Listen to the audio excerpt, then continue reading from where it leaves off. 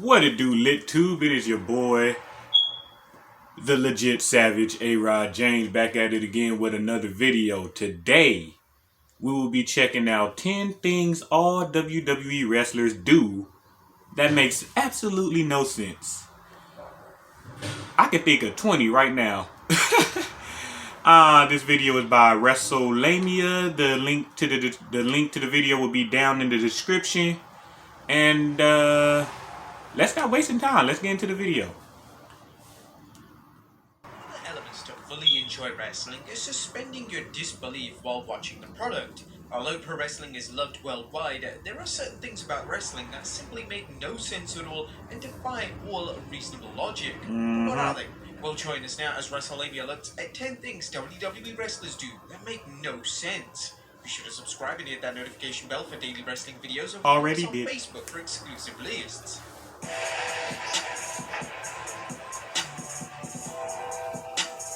Number 10. Distracted by music. One of the most criticized tropes in modern wrestling, in particular WWE, is the fact that a wrestler is always distracted by their rival's theme music. This occurs when a wrestler is in the middle of a match and suddenly their rival's theme music will hit, and a wrestler will be so distracted by the music that they will lose all focus in the match. This usually leads them to losing it via a roll-up, and this has been a WWE staple for the past 3 decades. I mean, does every wrestler have a short attention span? Well, the kayfabe answer to this trope is perhaps a wrestler who is getting distracted is also so consumed by their hatred for their rival that when they hear that music, they have to stop whatever they're doing in case their rival appears. It still makes no sense. Why should this work for every wrestler? Number 9, they don't steal seemingly deadly finishing moves.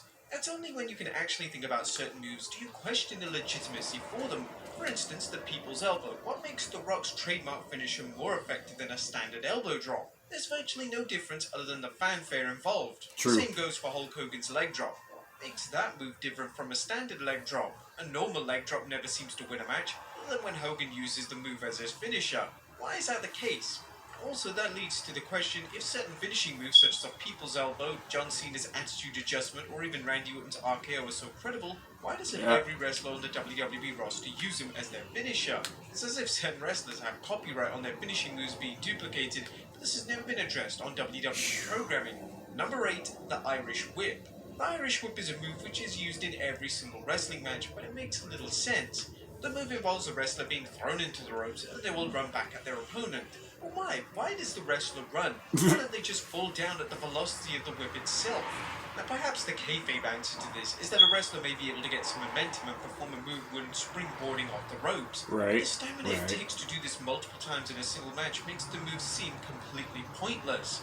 Number 7, the no-sell. One of the biggest features of a John Cena match is the fact that he'll perform multiple shoulder blocks.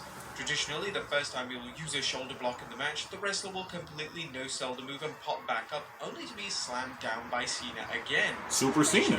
It's Super Cena. Instantly pop back up. The move hurts. Why are they not waiting on the mat for a breather?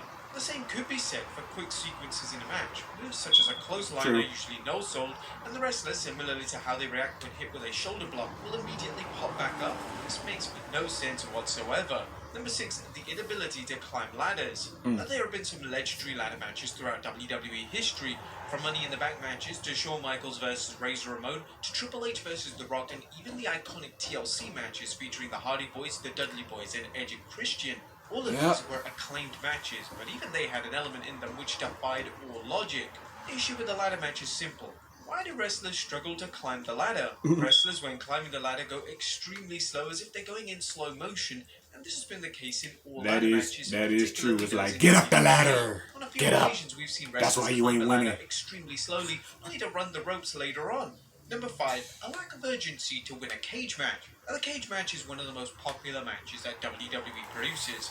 There's been one thing that has confused fans since the very early cage matches took place in WWE. Most cage matches have the stipulation that the match can be won by either pinfall, submission, or escaping the cage. This escape can come from either escaping over the top of the cage or simply walking out of the cage door. However, when a cage match takes place, the match lacks any form of common sense. There should be a sense of urgency in escaping the cage itself, and the easiest way to do this is to simply going out of the cage door.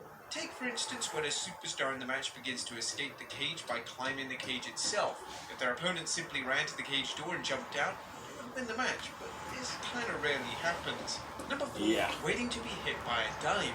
A popular criticism That- towards modern-day pro wrestling is yes. the overuse of dives to the outside. A lot of fans I feel love a like the move is dive, used but far too it much, is and the criticism often overused directed at the in move being professional flawed. wrestling. The flaw comes in the fact that the person about to be hit by the dive always seems to stand and awkwardly wait to be hit. Yes. Why don't they just move? Why don't they allow themselves to be hit with a move of that nature? There are a number of wrestlers who try to sell into the dive. Ooh. This means that they will sell their exhaustion just before the diving. This gives them about 2 to 3 seconds to actually safely catch the wrestler executing a move. Although the move is criticized by fans, the move has never been more popular with wrestlers themselves, and it looks like the move is slowly becoming just a standard wrestling move, similar to a clothesline or even a body slam.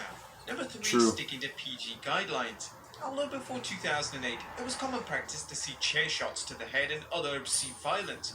When WWE transitioned into a PG product, this all changed. In modern hardcore matches in WWE, the violence is rather timid, but this makes no sense from a logical point of view. If anything goes in a no DQ or hardcore match, why don't wrestlers perform chair shots to the head or other sinister things such as flaming table spots or even That part. thumbtacks? No DQ matches are usually reserved for heated rivalries, and if the two wrestlers really hate each other, shouldn't they be doing everything in their power to hurt each other? It's as if they signed a secret contract that they would never perform anything in a match that breaches PG guidelines. This has never been addressed to the WWE fans directly. Number 2, cooperate with every single move. One of the biggest things about pro wrestling that is completely flawed is the fact that with certain Ah, moves get you this can see dude off the wrestlers screen. cooperating. This doesn't mean from time to time you can hear wrestlers talking in the ring. This can be explained with wrestlers simply talking trash to their opponent. It means that you can actually see a wrestler helping their opponent pull off moves safely. For instance, when a wrestler That was a performs good a top rope Survivor move, Series the wrestler match. taking the move will always make sure they're in the right position. This sometimes even involves them moving closer to the wrestler just in case they miss. In kayfabe, why does this take place? Shouldn't the wrestler be selling on the mat rather than shifting into position? Certain moves such as Alberto Del Rio's stomp rely on the opponent to actually hold onto the ropes whilst Del Rio performs the move. Yeah. Meaning it looks absolutely terrible and completely brings fans back to the reality of what they're Yeah. actually watching. And number 1, taunts. Taunts are one of the biggest features of pro wrestling, but do they actually make sense? Some of the most iconic taunts in WWE history have included John Cena performing the "You Can't See Me" taunt before hitting the 5-knuckle shuffle, Scotty 2 Hotty performing a dance routine before hitting a basic chop to the grounded opponent, or even The Rock's elbow pad removal before performing the People's Elbow. Yeah. Do these taunts make the moves more effective? No. Really, all they do is allow the crowd to pop. But wouldn't it be easier to hit the move as quickly as possible to end the match whilst the opponent is down and seemingly hurt?